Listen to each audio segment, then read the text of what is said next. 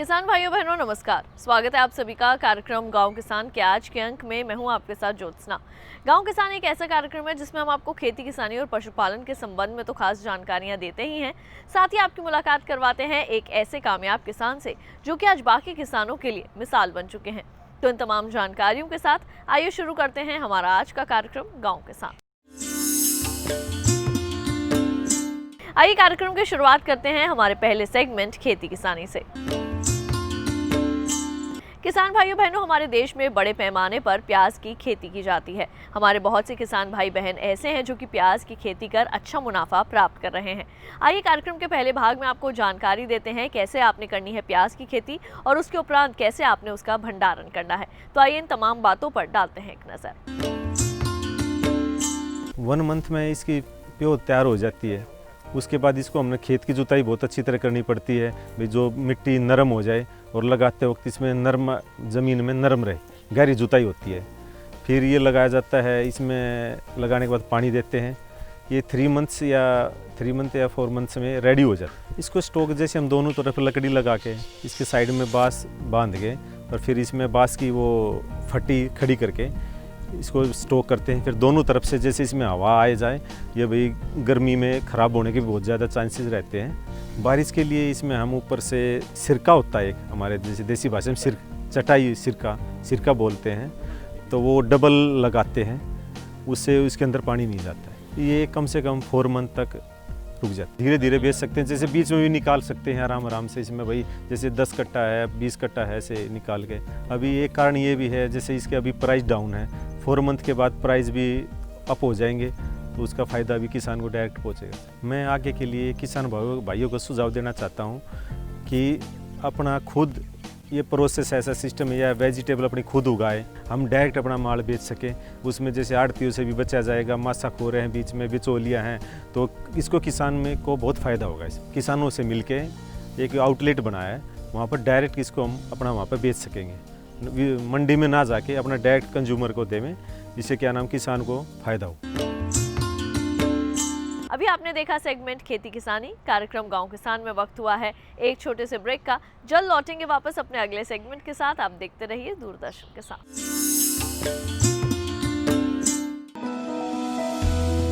जानकारी जो किसानों के लिए हो लाभकारी, समस्याओं पर पड़ेगा समाधान भारी, कृषि की हर बात का ख्याल, कब कैसे की जाए बेहतर देखभाल। जानिए विशेषज्ञों के साथ, देखिए खेत खलिहान, सोमवार से शुक्रवार सुबह 7 बजे डीडी किसान पर।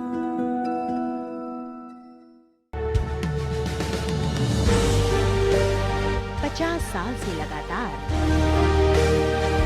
कृषि दर्शन है आपके साथ। खेती की नई तकनीकों से लेकर किसानों की हर समस्या का हल, जारी है कृषि दर्शन का ये सफर। किसान चैनल के साथ सोमवार से शुक्रवार शाम 5:30 पर। ब्रेक के बाद एक बार फिर आप सभी का स्वागत है कार्यक्रम गांव किसान में। तो फिर आइए कार्यक्रम में बढ़ते हैं आगे और अब देखते हैं सेगमेंट हमारा पशुधन। बंधन तो किसी को भी पसंद नहीं होता, ना इंसानों को और ना ही पशुओं को। जिस तरह से हम खुली हवा में सांस लेना चाहते हैं, जब जी चाहे खाना चाहते हैं, जब जी चाहे सोना चाहते हैं, जहाँ जी चाहे वहाँ घूमना चाहते हैं, ठीक उसी तरह से जो हमारे पशु हैं उनका अंतर्मन भी यही कहता होगा। आइए कार्यक्रम के इस भाग में आपको ओपन फार्मिंग के जरिए किस तरह आप गौपालन कर सकते हैं और इसके क्या लाभ हैं, इसी के बारे में तमाम जानकारियाँ दें। आज से हमने लगभग 4.5 साल पहले गाय पालन शुरू किया था। जैसे हमारी गाय जितनी भी है उसके आपको देखोगे कोई भी गाय बंधी नहीं, उसके गले में एक रस्सी है।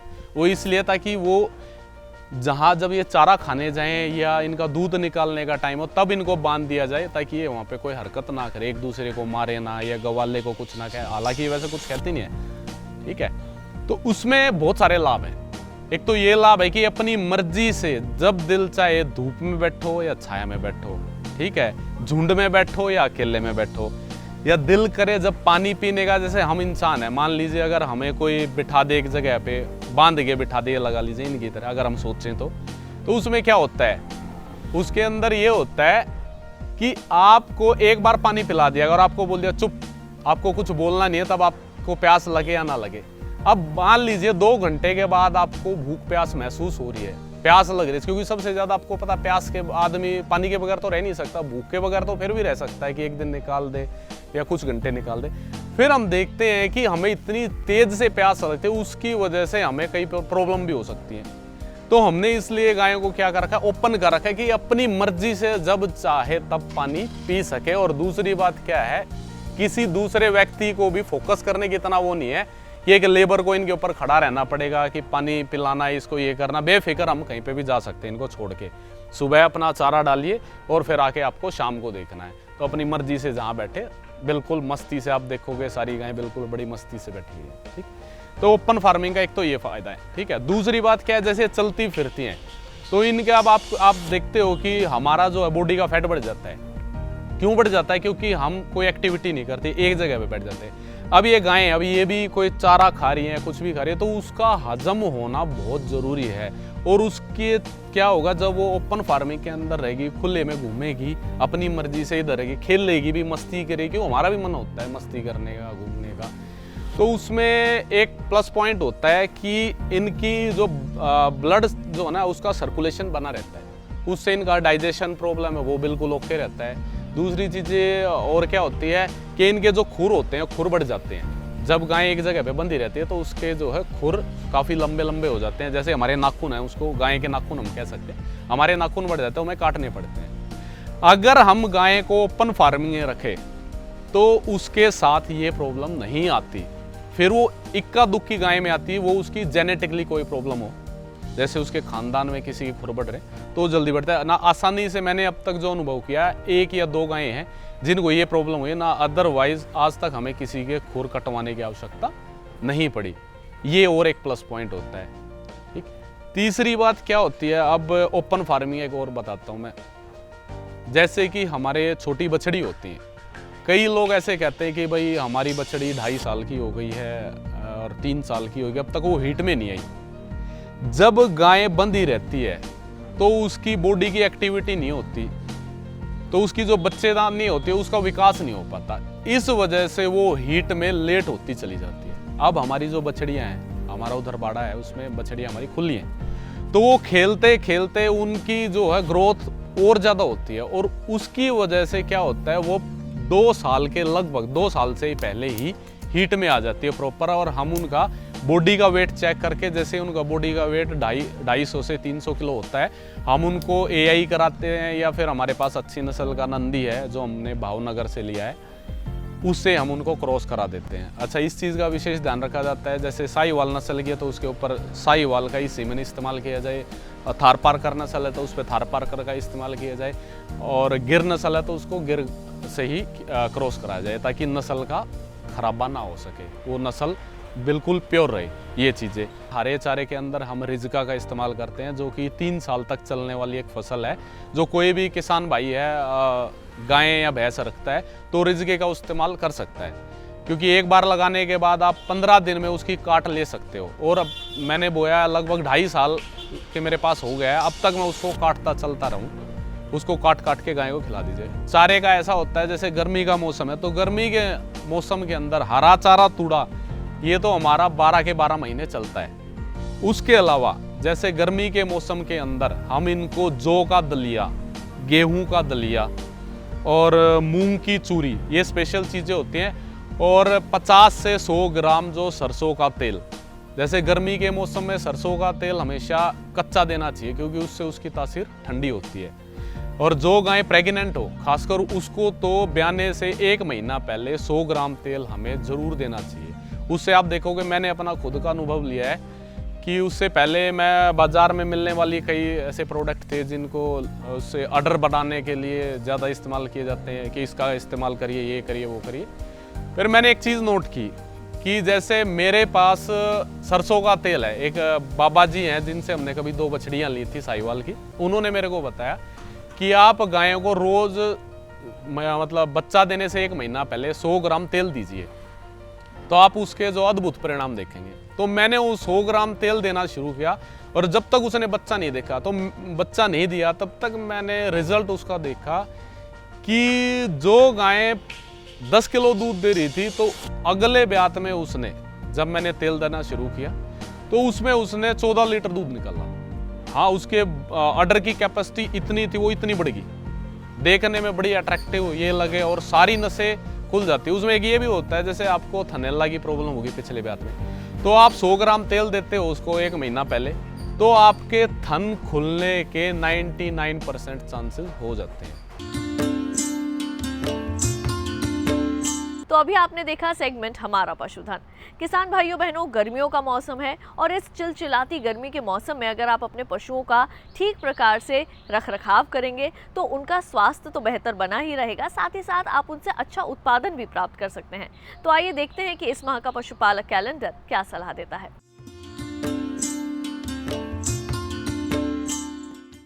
पशुपालक कैलेंडर, जून में ध्यान देने वाली बातें। जून माह में अधिकतम तापक्रम बढ़ने से पशुओं में तापघात, जल व लवण की कमी, भूख कम होना एवं कम उत्पादन जैसे लक्षण देखने को मिलते हैं। पिछले माह के अनुसार पशुओं को अत्यधिक तापक्रम, धूप व लू से बचाने के उपाय करें। गर्मी से बचाव हेतु पशुओं को वृक्षों की छाया में रखें। गलघोटू एवं लगड़ा बुखार बीमारी से बचाव के टीके अवश्य लगवाएं। चारागाह में चरने वाले पशुओं की सुबह, शाम या रात्रि में चराई करें तथा भरपूर पानी भी पिलाएं।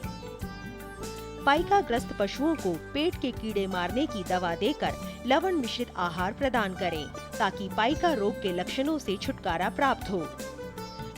पशुओं को हरा चारा नहीं मिल रहा हो तो विटामिन ए के इंजेक्शन लगवाएं। पशुओं को विटामिन एवं लवण मिश्रित आहार दें।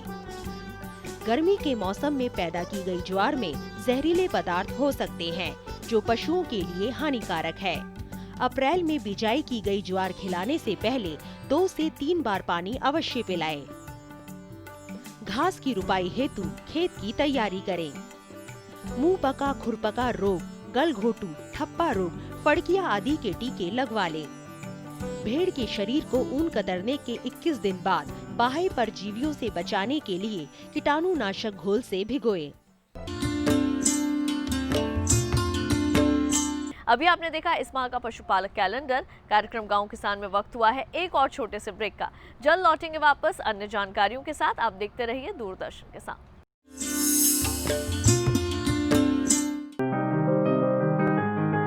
बीमारियों से कैसे बचेगी फसल? मवेशियों की मुश्किलों का क्या है हल? कहां से लाएं बीज, कितनी लगेगी खाद? किसानों के हर फोन का विशेषज्ञ देंगे जवाब। देखिए हेलो किसान लाइव सोमवार से शुक्रवार शाम 6 बजे।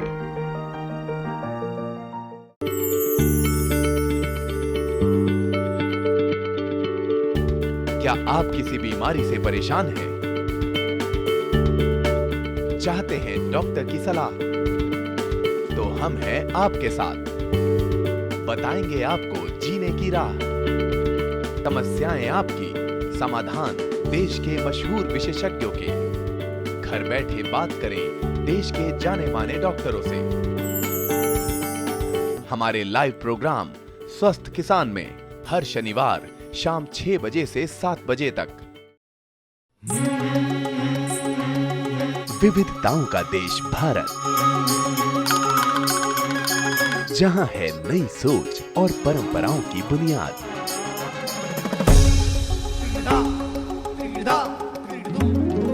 इनसे बन रही है नई पहचान।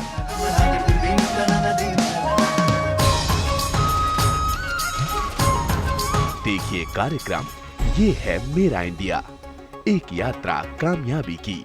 शनिवार और रविवार दोपहर 12:05 पर। ब्रेक के बाद एक बार फिर आप सभी का स्वागत है कार्यक्रम गांव किसान में।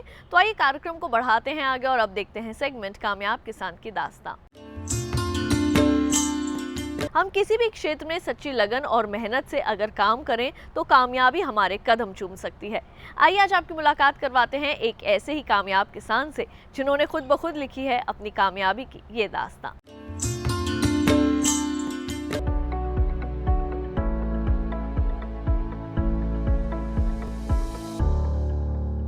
मैंने MBA कर रखा है इंग्लैंड से, और जैसे कि आप देख सकते हैं यहाँ पे हमने एरोपोनिक टेक्नोलॉजी के मदद से यहाँ पे हम लोग पोटैटो ट्यूबर्स का उत्पादन करते हैं। ये आलू के पौधे हैं अलग अलग वैरायटीज़ के, और इसका जो इंस्पिरेशन मिला मुझे मैंने एक्चुअली बाहर से MBA किया है, तो वहाँ पे मेरे जो क्लासमेट थे वहाँ पे इंग्लैंड में उन्होंने सेम टेक्नोलॉजी से खेती कर रखी थी। तो उस टेक्नोलॉजी को मैंने वहाँ पे पढ़ा और वहाँ पे सीखा उसके बारे में। फिर जब मैं भारत वापस आया तो मैंने इसके बारे में स्कोप देखा कि यहाँ पर कितना स्कोप है इस चीज़ का, इस बिज़नेस को इम्प्लीमेंट करें तो क्या हो सकता है। ये एक तरीके से एक न्यू टेक्नोलॉजी है जिसकी मदद से पैदावार भी एक तो काफ़ी बढ़ती है पौधे की, और जो इसमें वायरस है वो भी बहुत कम आते हैं, जिसे कहते हैं ज़ीरो वायरस फ्री सीड्स बोलते हैं। वो सीड्स का उत्पादन हम लोग यहाँ से ले सकते हैं।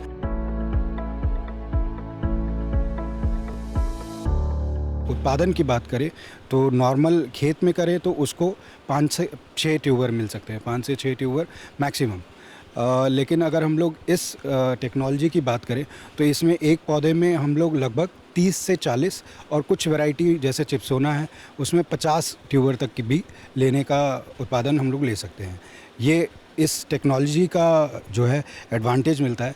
अब इसमें इस एडवांटेज के वजह से हमारा पैदावार भी बहुत बढ़ गया, और उसकी जो निर्यात है वो भी आसान रहती है, क्योंकि किसान भाइयों को पता रहता है कि इसमें जो बीज निकलेगा वो वायरस फ्री होगा, और उन्हें भी फिर फंगिसाइड और पेस्टिसाइड इनका स्प्रे कम करना पड़ेगा, उनकी लागत में कमी आएगी, और उन्हें भी जो भी किसान इसका सीड लेकर के खेती करेंगे उसको बहुत जो है फ़ायदा मिल सकता है।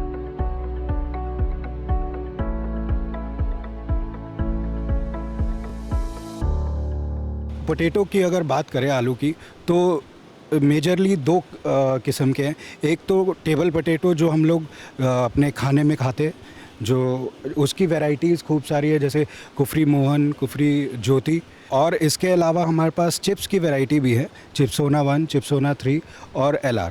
तो दोनों अलग अलग वैरायटीज़ हैं। अब इनका निर्यात भी अलग अलग तरीके से ही होता है, और इनका जो उत्पादन है वो भी अलग अलग है। तो लगभग 7 वैरायटीज़ का हमने यहाँ पे जो है अलग अलग उत्पादन ले रहे हैं।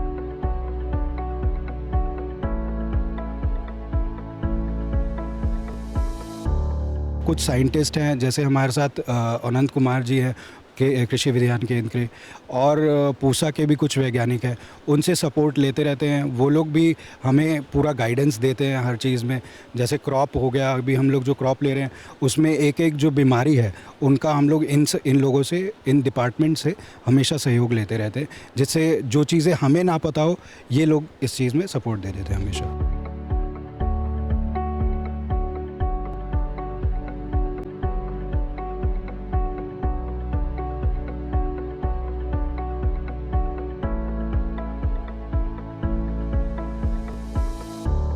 और लोगों के पास भी जाना पड़ता है, जैसे और लोगों ने किस तकनीक से उसको जो है बेस्ट वे में किया हुआ है। जैसे अभी ये सपोर्ट की बात है, हम लोग यहाँ पे पौधे लगाए हुए हैं, इसमें हमने जो है पतले धागे लगाए हुए हैं सपोर्ट के लिए। तो ये क्या करता है कि अगर पौधा मुड़ जाए तो उसको वो सीधा रखता है। और निर्यात की बात करें तो सबसे ज़्यादा निर्यात इसका जो है पंजाब में होता है। सीड्स मल्टीप्लिकेशन सबसे ज़्यादा पंजाब ही हाईएस्ट स्टेट है, और वहाँ पे वायरस भी कम है इन कंपैरिजन, तो वहाँ के जो ग्रोअर्स हैं वो सीड मल्टीप्लाई काफ़ी करते हैं। तो सबसे ज़्यादा निर्यात तो पंजाब में है इस चीज़ का।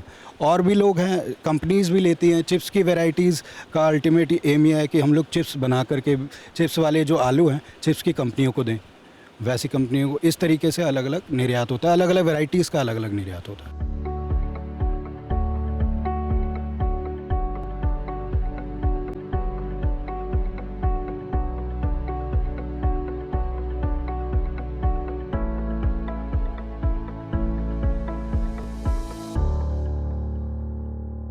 मौका मिला है मुझे कि इस फील्ड में मैं जो है अपने आप को एक्सेल कर सकूं। और मुझे लगता है कि इस फील्ड में एक बार सक्सेस आपको मिल जाए और आप नए तकनीक से, मैं बार बार नए तकनीक की बात कर रहा हूँ क्योंकि इसमें नया तकनीक लगाने से जो है इसकी जो उत्पादन है उसको जितना एश्योरिटी है हम लोग उसको और दे पाते हैं।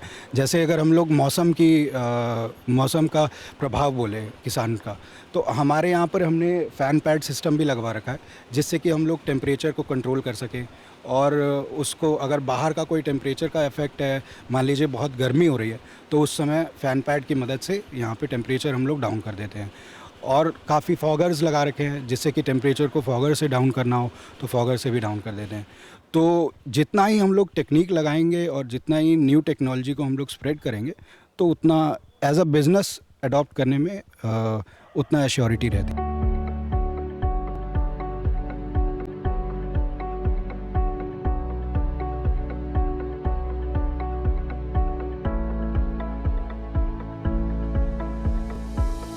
अगर सरकार और उसको प्रमोट करे एरोपोनिक हाइड्रोपोनिक को, तो जैसे बाहर लोग करते हैं अपने जो है बहुत सारा लोग जो है एरोपोनिक और हाइड्रोपोनिक की मदद से इसका उत्पादन लेते हैं, तो वो उन्होंने सरकारों ने भी प्रमोट किया है।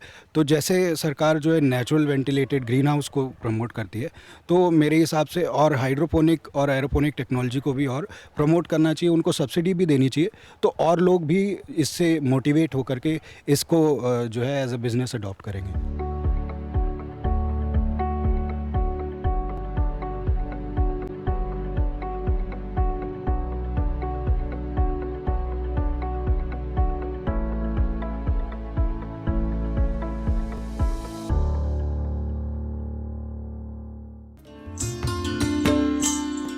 तो अभी आपने मुलाकात की हमारे आज के कामयाब किसान से।